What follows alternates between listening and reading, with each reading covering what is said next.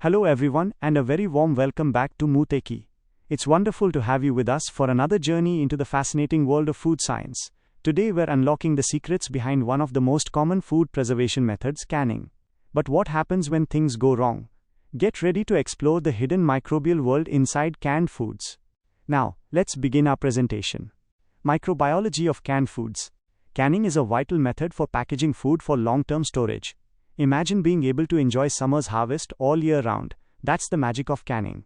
Normally, food is stored in metallic containers and given a heat treatment. The intensity of this heat varies depending on the type of food.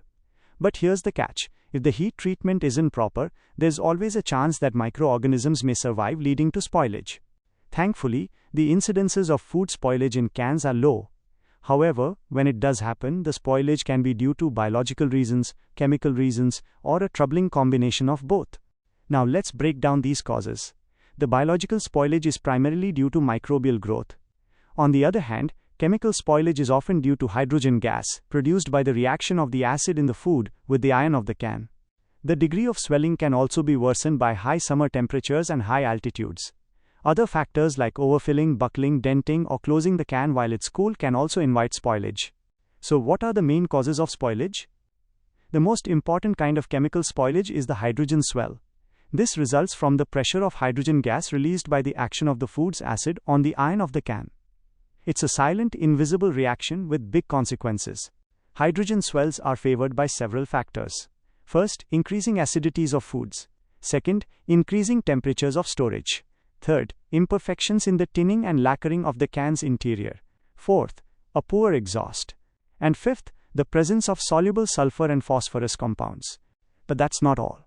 Other defects caused by the interaction between the can and the food include discoloration of the inside of the can, discoloration of the food itself, production of off flavors, cloudiness in liquids, corrosion or even perforation of the metal, and a sad loss in nutritive value. Now let's talk about biological spoilage. This happens for two main concerning reasons. First, the survival of organisms after the heat treatment. And second, the leakage of the container after the heat process, permitting new organisms to sneak in. Mild heat treatments only allow for limited storage with the help of refrigeration. Think of processed meat loaves or pasteurized milk. These are examples of such mild processes. Acid foods, like fruits, are processed at temperatures approaching 100 degrees Celsius. This kills all vegetative cells of bacteria, yeasts and molds, and even some bacterial spores. But the battle isn't always won. The only survivors from this heat assault are usually spores of bacteria, which thankfully cannot grow in a very acid food. Any survivors of more intense heat treatments are extremely heat-resistant bacterial spores. In contrast, microorganisms entering through leaks can be of various kinds and aren't necessarily heat-resistant. This leakage can be a result of mechanical damage to empty cans, making seams defective, or from rough handling of filled cans. Now, how can you tell if a can is spoiled without even opening it? Let's look at the appearance of the unopened container. First, a flat can. This is normal. The ends are slightly concave, and a partial vacuum exists inside. A flipper has flat ends, but one will bulge out if you strike the can side or if the temperature rises. It's the first subtle sign of trouble. A Springer has both ends bulged, but you can push one in, causing the other to pop out.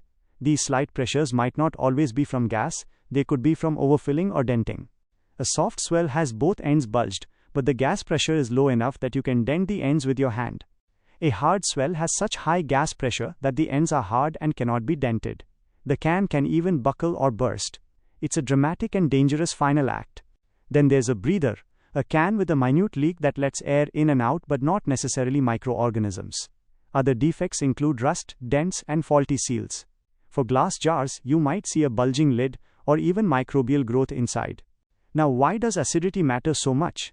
The acidity of canned foods is crucial. It determines the heat process needed for sterilization and predicts the type of spoilage if things go wrong. Canned foods are grouped into low-acid foods with a pH above 4.5 and high-acid foods with a pH below 4.5. This simple division guides the entire canning process. Let's explore the types of biological spoilage. Spoilage is usually divided into that caused by thermophilic bacteria, which love heat, and mesophilic microorganisms, which prefer moderate temperatures. We can also classify spoilage by the changes produced like putrefaction, acid production, gas formation, and blackening. Or, we can group them by the kinds of foods involved. The three most important kinds of biological spoilage in commercial canning are flat sour spoilage, spoilage, and putrefaction. And let's not forget a fourth, hydrogen swell, caused by a chemical reaction. Most spoilage from underprocessing is caused by thermophilic bacteria because their spores are incredibly heat resistant. The three chief types here are flat sour spoilage, spoilage, and sulfide spoilage, ominously known as the sulfide stinker. Let's dive into flat sour spoilage. This name comes from the fact that the can's ends remain flat while the inside sours from lactic acid production. Because the can looks normal, this spoilage is a stealthy villain. It can't be detected without opening the can or using cultural methods. It occurs chiefly in low-acid foods like peas and corn, caused by Bacillus species. Even acid foods like tomato juice aren't safe, as they can be spoiled by a special facultative thermophile, B, coagulans. The spores of mesophilic bacteria are less heat-resistant and are rarely a concern for flat sour spoilage. The real troublemakers are the thermophiles. Their spores are heat-resistant and may survive the process. Bacteria like B. Stereothermophilus need heat to grow, but facultative thermophiles can grow at ordinary temperatures if given a chance. They often come from plant equipment like blanchers, or from sugar, starch, or soil. The ability of B. coagulans to grow in tomato juice depends on the number of spores, the availability of oxygen, and the juice's pH. It's a versatile organism, changing its fermentation based on oxygen levels. Next is TA spoilage, short for thermophilic anaerobe. The culprit is Clostridium thermosaccharolyticum. This bacterium forms acid and gas, a mixture of carbon dioxide and hydrogen, which swells the can and can even cause bursting. The spoiled food often has a sour or cheesy odor. Its sources are the same as for flat sour bacteria. Then we have the sinister-sounding sulfur stinker spoilage, caused by Desulfotomaculum nigrificans. It's found in low-acid foods like peas and corn. Its spores have less heat resistance, so finding them indicates gross underprocessing. It's an obligate thermophile, needing hot conditions to grow. You can detect it by the black colonies it forms and the rotten egg smell of hydrogen sulfide when you open the can. In corn you might see a bluish-gray liquid with blackened germs. Now let's talk about spoilage by mesophilic spore-forming bacteria. Most spoilage here is from underprocessing by Bacillus and Clostridium species. Spoilage by mesophilic Clostridium species can be dramatic. Sugar-fermenting species like C. butyricum cause the butyric acid type of fermentation, swelling the can with gas. Putrefactive species like C. sporogenes and C. botulinum decompose proteins, producing foul odors like hydrogen sulfide and ammonia. Their spores can be very heat-resistant. Because the butyric Clostridia have lower heat resistance, they often spoil canned foods processed at 100 degrees Celsius or less, like canned fruits. Home canned foods are especially vulnerable. Putrefactive anaerobes prefer low-acid foods like meats and fish. Spoilage by mesophilic Bacillus species is also common. While their spores are generally less heat-resistant, some can survive processing. Many are aerobic and can't grow in a well-evacuated can, but if there's a leak, they can cause trouble, especially in seafood, meats, and evaporated milk. But what about non-spore-forming bacteria? Finding these in a can usually means a very mild heat treatment was used, or, more likely, there was leakage. Bacteria like Enterococci, Lactobacillus, and Leuconostoc can survive and grow, sometimes producing enough gas to swell the can. The presence of these bacteria often points to a leak, letting in microbes like Pseudomonas or Proteus. It's a clear sign of a breach in the can's defense. Now let's not forget the eukaryotes. Spoilage by yeasts is usually due to underprocessing or leakage. They can ferment sugars in fruits, jams, and syrups, producing CO2 that swells the can. Film yeasts can grow on surfaces, indicating recontamination. Spoilage by molds is the most common cause in home canned foods, often entering through a leaky seal. They can even grow in high-sugar environments like jams and jellies, which is quite remarkable. Now, onto canned meats and fish.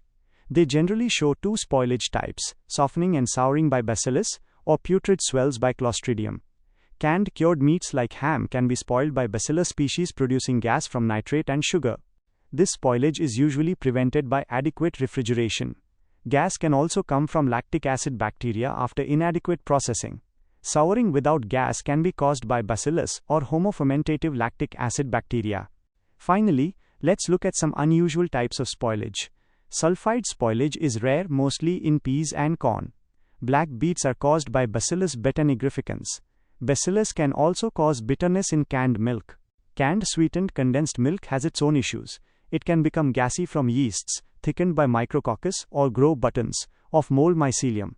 Sometimes, spoilage occurs but no viable organisms are found, a mysterious case of auto-sterilization. And that brings us to the end of our presentation. Thank you.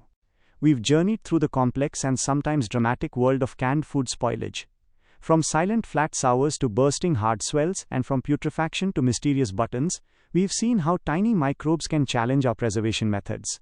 Understanding these processes is crucial for ensuring the safety and quality of the food we consume and produce. Thank you for your attention and curiosity. Stay safe, stay curious, and we look forward to seeing you in the next class.